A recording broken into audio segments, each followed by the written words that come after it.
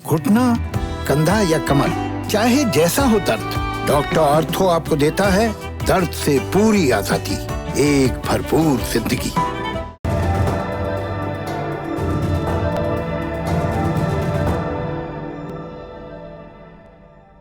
जासूस कैसा दिखता है?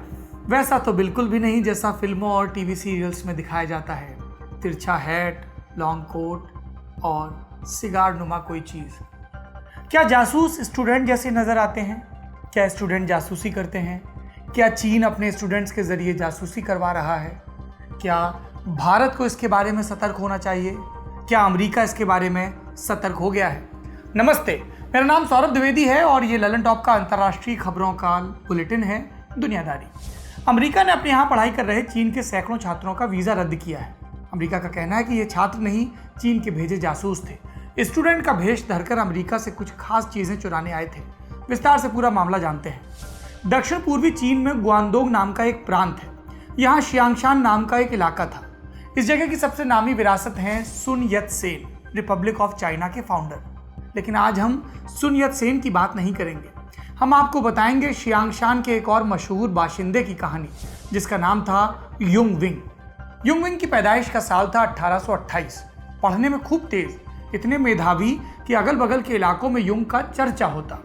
यह 1848 के लगभग की बात है। एक रोज युंग के तेज दिमाग की चर्चा सैमुअल रॉबिन्स ब्राउन तक पहुंची। ब्राउन्स मूलतः अमेरिका के रहने वाले थे और चर्च के कहने पर चीन में आकर ईसाई धर्म का प्रचार कर रहे थे। ब्राउन ने सोचा, इतना मेधावी छात्र, इसे तो अमेरिका जाकर पढ़ना चाहिए। ब्राउन ने मिशनरी से मदद ली और 20 साल के युंग को अमेरिका भिजवा दिया। पहले एक एकेडमी में रहे, यूनिवर्सिटी लेवल की पढ़ाई के लिए तैयारी की। फिर 1850 में उनका दाखिला हुआ प्रतिष्ठित येल यूनिवर्सिटी में।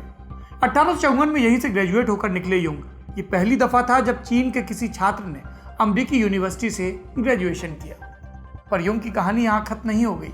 उन्होंने पढ़ाई पूरी की और फिर सोचा कि यूनिवर्सिटी की ये दुनिया तो मेरे देश की दुनिया से अलग है। क्यों ना चीन के और भी मेधावी छात्र अमेरिकी यूनिवर्सिटी में पढ़ने का अनुभव लें। ये सोचकर युंग ने एक चाइनीज एजुकेशन मिशन बनाया और इसकी कोशिशों के तहत 10 बरस के भीतर चीन के 120 छात्र पढ़ाई के लिए अमेरिका चले गए। ये चीनी छात्र जब अमेरिका से पढ़कर लौटते तो उन्हें प्रशासन में बड़ा ओहदा मिलता। मसलन रेल रोड इंजीनियर झान तियानऊ, जिन्हें चीन की रेलवे क्रांति का पिता माना जाता है। ये वो दौर था जब चीन में चिंग साम्राज्य का शासन था।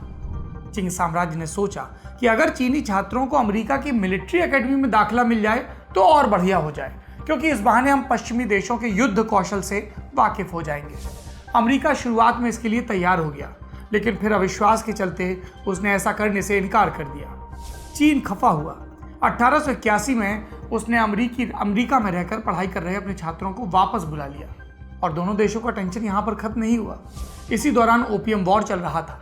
प्राकृतिक आपदाएं थी जिनके चलते चीन की माली हालत खराब थी। वहाँ के कई सारे लोग कामकाज की तलाश में अमेरिका जा रहे थे। पुराना जो जत्था जा रहा था वो पढ़ने के लिए, लेकिन ये लोग काम की तलाश और लोगों की आमद इतनी बढ़ी कि अमेरिका के कुछ हिस्सों में स्थानीय लोगों को चीनियों का आना नापसंद होने लगा। उन्होंने चीनियों का बहिष्कार करने के लिए पोस्टर छपवा लिए। इन पर लिखा होता, shall we have Chinese? No no no. क्या हमारे यहाँ चीन के लोगों को होना चाहिए? नहीं नहीं नहीं। मुद्दा इतना उछला कि 1882 में अमेरिका ने एक खास कानून बनाया, जिसे एक्सक्लूजन एक्ट। इस कानून ने चाइनीज इमिग्रेंट्स के अमेरिका आने पर पाबंदी लगा दी। दोनों देशों के बीच बढ़े इस तनाव का शिकार युंग विंग, वो पहला छात्र जिसका मैंने आपसे जिक्र किया, वो भी बने। अमेरिका ने उन्हें दी हुई नागरिकता छीन ली। पर इस कहानी का इस वक्त के छात्रों की जासूसी से क्या संबंध? मकसद था एक, आपको संदर्भ देने का, बताने का कि इतिहास कैसे खुद को दोहराता है। 19वीं सदी की तरह अब भी अमेरिका चीन के रिश्तों पर अविश्वास और आक्रामकता हावी है। एक बार फिर चीन के छात्र इस तनाव की जद में आए हैं। कैसे? अमेरिका ने चीन के 1000 से ज्यादा छात्रों का वीजा रद्द कर दिया। ये फैसला 29 मई 2020 को ट्रंप प्रशासन द्वारा जारी एक ऐलान के आधार पर हुआ। इसमें कहा गया कि राष्ट्रपति ने अमेरिका में पढ़ रहे कुछ ग्रेजुएट और रिसर्चर लेवल के चीनी छात्रों को ब्लॉक करने का फैसला किया है। और भी कुछ तर्क दिए गए, जैसे चीन अपनी मिलिट्री सिविल फ्यूजन यानी कि MCF स्ट्रेटजी के द्वारा सबसे एडवांस्ड मिलिट्री बनाना चाहता है। इसके लिए वो गलत तौर तरीके इस्तेमाल करता है। दूसरा, MCF स्ट्रेटजी के तहत चीनी सेना अपने कुछ छात्रों और रिसर्चर्स को जासूसी के लिए इस्तेमाल कर रही है। तीसरा, चीन इन छात्रों को स्टूडेंट वीजा के रास्ते अमेरिका में दाखिल करता है। चौथा, ये छात्र और शोधकर्ता चीनी सेना के निर्देश पर अमेरिका के तकनीकी सीक्रेट्स चुराते हैं। 5वां, हमारी तकनीकी, बौद्धिक संपदा और रिसर्च की ये चोरी अमेरिकन इकोनॉमी और सुरक्षा के लिए खतरा है। अब 6वां है, ये मत कहिएगा दोनों हाथ उठाओ। 6वां ये है कि चाइनीज मिलिट्री से लिंक्ड ऐसे ही कुछ छात्रों और शोधकर्ताओं पर कार्रवाई होगी। अगला पॉइंट, इस कार्रवाई में उन सभी चीनी छात्रों को शामिल किया जाएगा जो चीन की MCF स्ट्रेटजी को सपोर्ट करने वाले संस्थानों में काम करते हैं या वहां पढ़ाई और रिसर्च कर चुके हैं। अमेरिका ने कहा कि हमारा ये फैसला ईमानदारी से पढ़ाई के लिए अमेरिका आने वाले चीनी छात्रों को प्रभावित नहीं करेगा और ये भी कि हम चीन पर लगातार दबाव बनाते रहेंगे ताकि वो अमेरिकी हितों को नुकसान ना पहुंचाए। इस ऐलान में आपने एक टर्म सुना 2-3 दफा, military civil fusion strategy, short में MCF। ये क्या है? अमेरिकी विदेश विभाग के मुताबिक ये चीन की एक आक्रामक राष्ट्रीय नीति है। इसके सहारे चीन 2049 तक दुनिया की सबसे उन्नत सेना बनाना चाहता है। इसके तहत चीन ने अपने सिविलियन और मिलिट्री मामलों के बीच कोई बाउंड्री नहीं छोड़ी। सारे सेक्टर्स अपने अपने स्तर पर सेना की मदद कर रहे हैं। ये मदद विदेशी संस्थानों से रिसर्च चुराकर भी हो सकती है और प्राइवेट कंपनियों द्वारा विदेशी नागरिकों की जासूसी करवा कर भी। चीन की इसी MCF स्ट्रेटजी का एक हिस्सा है हुआवे जैसी चीनी कंपनियां, जिन पर कारोबार के बहाने दूसरे देशों की जासूसी का आरोप लगता है। ये तो हो गई स्ट्रेटजी की बात। अब मई में आए ट्रंप प्रशासन के ऐलान पर लौटते हैं। इस प्रोक्लेमेशन के बाद से यह आशंका थी कि चीनी स्टूडेंट्स पर गाज गिरने वाली है। 9 सितंबर को यह अनुमान सही साबित हुआ।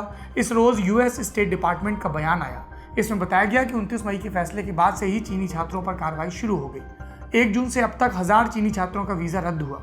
होमलैंड सिक्योरिटी डिपार्टमेंट के कार्यकारी सचिव चार्ट वुल्फ ने इस मामले की जानकारी देते हुए कहा कि चीनी स्टूडेंट्स वीजा का गलत इस्तेमाल करके हमारे शैक्षणिक संस्थानों का वीजा फायदा उठा रहे थे।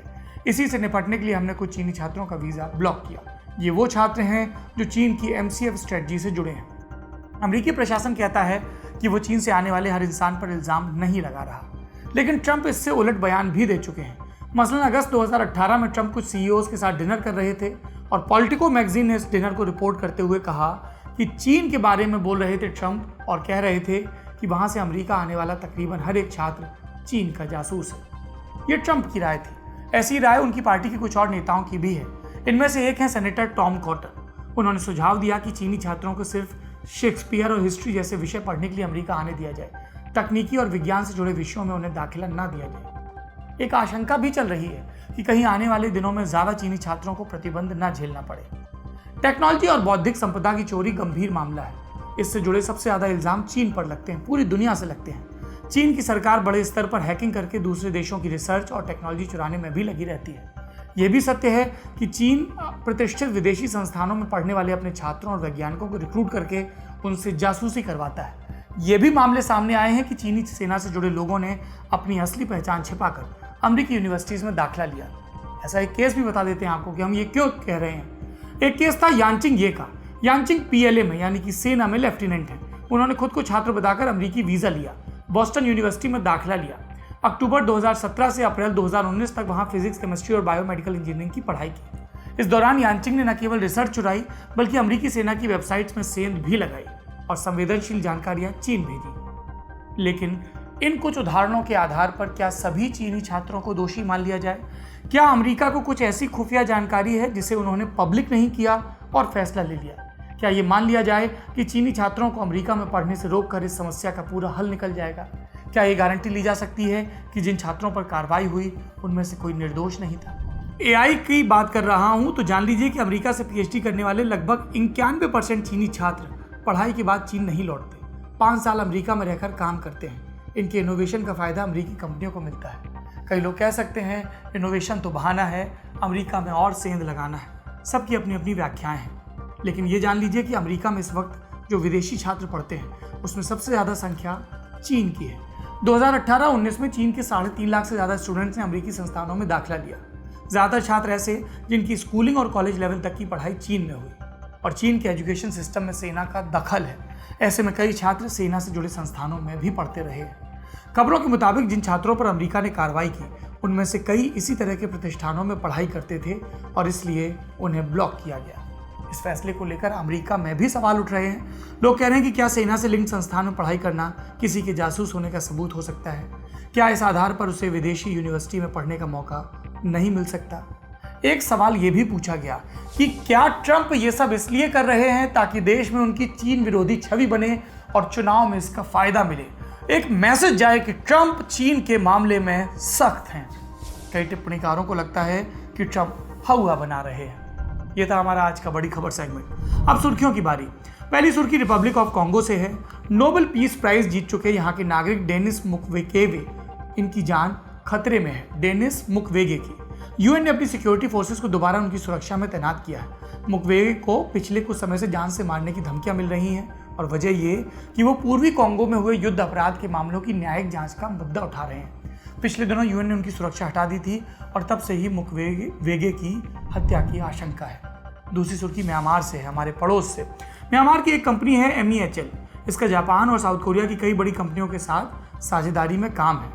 अब एमनेस्टी इंटरनेशनल ने इस कंपनी से जुड़ी एक रिपोर्ट जारी की है जिसमें कहा है कि MEHL के करीब 1/3 शेयर म्यांमार की सेना के पास है। सेना के कई बड़े अधिकारी कंपनी के बोर्ड का हिस्सा हैं और इस पार्टनरशिप की वजह से म्यांमार आर्मी के पास मोटा पैसा आता है। पैसा पाने वालों में आर्मी की वो यूनिट्स भी हैं जिन पर जघन्य नरसंहारों में शामिल होने का आरोप है और इसलिए मानवाधिकार संगठन उंगली उठा रहे हैं। तीसरी सुर्खी चीन से है। 2022 में यहाँ विंटर ओलंपिक्स होने वाले हैं। इसे लेकर अब IOC यानी कि इंटरनेशनल ओलंपिक्स कमेटी की एक चिट्ठी सामने आई। इसमें अपील की गई कि IOC चीन से मेजबानी छीन ले। 160 से ज्यादा मानवाधिकार संगठनों ने चिट्ठी पर दस्तखत किए। ये चिट्ठी IOC को लिखी गई। संगठनों का कहना है कि चीनी सरकार हांगकांग, तिब्बत, शिंजियांग और इनर मंगोलिया जैसी जगहों पर भीषण मानवाधिकार वाले अपराध कर रही है और इसका विरोध करते हुए IOC को उससे विंटर ओलंपिक्स की होस्टिंग छीन लेनी चाहिए। ये थी सुर्खियां जो आज सुपरफास्ट अंदाज में पढ़ी गई। अब तारीख सेक्शन की बारी है। तारीख कितनी है आज? 10 सितंबर और इसका संबंध है एक खूंखार उपकरण से। ऐसा उपकरण जिसने सजा देने की प्रक्रिया को एक सेंसेशनल तमाशे में तब्दील कर दिया। ये उपकरण इंसान को ऐसे मारता कि तमाशा जुटता। इसका नाम था जियोटिन। जियोटिन एक लंबा और सीधा फ्रेमनुमा उपकरण था। इसमें ऊपर की तरफ एक तिरछा ब्लेड लगा होता। जब किसी इंसान को मौत की सजा मिलती तो उसे जियोटिन के फ्रेम में नीचे की तरफ बांध देते। इस तरह बांधते कि उसकी गर्दन सीधे उस ब्लेड के नीचे आए। इसके बाद रस्सी के सहारे उस ब्लेड को रिलीज किया जाता। वो ब्लेड तेजी से नीचे आता और एक ही बार में अपराधी की गर्दन कटकर अलग हो जाती। वो गर्दन उछलकर पास में रखी एक टोकरी के अंदर गिरती। अगल बगल घेरा बनाकर खड़े लोग किसी ड्रामे की तरह ये मंजर देखते उत्तेजना से ताली बजाते। जियोटिन से होने वाली बेहेडिंग इतिहास की सबसे क्रूर सजाओं में गिनी जाती है। इससे मिलते जुलते उपकरण इंग्लैंड और आयरलैंड जैसे देशों में इस्तेमाल होते थे, लेकिन सबसे ज़्यादा प्रचलित हुए ये फ्रांस में। राजशाही के दौरान सजा देना किसी इवेंट की तरह था। सजा जितनी क्रूर हो, माना जाता था कि संदेश उतना ही प्रभावी होता है। उसकी आत्मा शुद्ध भी होगी। किसकी? जिसको सजा मिली। ये सजाएं भीड़ के आगे खुलेआम दी जाती थी। कभी अपराधी के शरीर में गर्म सलाखें, कभी जख्मों पर पिघला हुआ सीसा उड़ेला जाता। ये आम अपराधियों को मारने के तरीके थे। जो अपराधी ऊंचे वर्ग से होते उन्हें ऐसे मारा जाता जिससे कम से कम दर्द हो। 1779 में जब फ्रांस में क्रांति हुई, तब जो कई मुद्दे थे जिनको लेकर क्रांति हुई और आश्वासन मिले भविष्य के, उसमें एक ये भी था कि मारने के तरीकों का भेदभाव खत्म किया जाए, सजा का तरीका एक जैसा हो। और इसी के तहत अक्टूबर 1779 में डॉक्टर जोसेफ जियोटिन ने एक तेज ब्लेड वाले उपकरण की योजना पेश की। उनका प्लान अप्रूव हुआ। डॉक्टर जियोटिन ने अपने ही नाम पर अपने उपकरण का नाम रखा और 1792 से उनका बनाया जियोटिन उपकरण सजा देने में काम आने लगा। इससे रॉयल अपराधी भी मारे जाते और आम लुटेरे भी। आज की तारीख इस जियोटिन के आखिरी इस्तेमाल से जुड़ी है। आज से 43 वर्ष पहले 10 सितंबर 1977 को फ्रांस ने आखिरी दफा जियोटिन का इस्तेमाल किया था। अक्टूबर 1981 में फ्रांस ने मौत की सजा खत्म कर दी और इसके साथ ही जियोटिन भी हिस्ट्री बन गया। अब बारी आखिरी में हमारे विश्व कविता सेक्शन की। आज सुनिए अमेरिकी चीनी कवि बेईदाओ की लिखी कविता। इसका हिंदी अनुवाद किया है गीत चतुर्वेदी ने। कविता का हिंदी शीर्षक है समय का गुलाब। आप कविता सुनिए, हम विदा लेते हैं। शुक्रिया। जब पहरेदार सो जाता है, तुम तूफान के साथ मुड़ जाते हो पीछे। गले लगते हुए बूढ़ा होते रहना समय का गुलाब है। जब चिड़ियों से बनी सड़क आसमान की परिभाषा गढ़ती है, तुम सूर्यास्त के पीछे झांक कर देख लेना चाहते हो। गुमशुदगी के भीतर प्रकट हो जाना समय का गुलाब है। जब चाकू पानी में घुसाकर मोड़ दिया गया हो, तुम बांसुरी से निकले गीतों पर चलते हुए पुल पार करते हो। षड्यंत्रों में रोना समय का गुलाब है। जब एक कलम क्षितिज का रेखा चित्र खींचता है, पूरब से बजने वाले घंटे की आवाज से तुम जाग जाते हो। प्रतिध्वनियों में फूल की तरह खिल उठना समय का गुलाब है। आईने में हर वक्त यह क्षण दिखता है। यह क्षण हमें पुनर्जन्म के द्वार तक ले जाता है। यह द्वार एक समंदर पर खुलता है जो समय का गुलाब है। कसर रह गई हमारी कोशिशों में, कसक रह गई कि देश जितना बेहतर, जितना महान हो सकता था, हो नहीं पाया। और एक कसम रह गई कि देश का जो कर्ज है उसे थोड़ा बहुत तो उतारना है। भावुकता का लबादा ओढ़कर बोलता तो यूं बोलता, लेकिन बात सीधी है तो सच्चे ढंग से आप तक कही जानी है। लल्लन टॉप लेकर आया है एक नया प्लेटफॉर्म, तेरा तुझको अर्पण। ये प्लेटफॉर्म उन सब भारतवासियों के लिए है जो भारत से दूर किसी दूसरे देश की जमीन पर हैं, कभी पढ़ाई के लिए, कभी नौकरी के लिए। ये उन सब भारतवंशियों के लिए भी है जिनकी पहचान का हिस्सा ये महान देश है, लेकिन कुछ कसर और कसक है। तो आइए कसम खाएं कि देश को बेहतर बनाएं। हमें आपसे चाहिए आपके हिस्से का ज्ञान जो आप लल्लन टॉप के जरिए अपने देशवासियों के साथ साझा करें। ये मस्ती के पल भी हो सकते हैं जब आप कहीं घूमने जाएं और आपको लगे कि सिर्फ मेरे यार दोस्त और परिवार वाले ही क्यों, पूरा देश जाने इन नायाब चीज़ों के बारे में। ये पॉलिसी से जुड़ा, ज्ञान से जुड़ा कोई मसला हो सकता है।